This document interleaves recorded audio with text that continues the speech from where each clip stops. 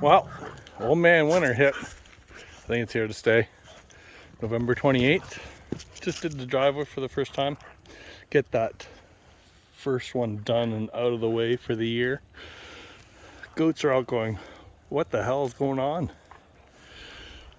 Dogs are loving it though. First major snow. Had some a couple weeks ago, but didn't stay. But I think this is here to stay. Calling for about minus 14, minus 15 Celsius overnight coming next week. So I think we're in it, folks.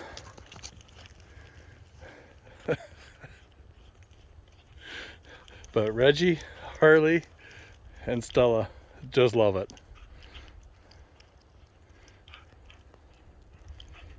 But winter at Hidden Brook, gotta love it.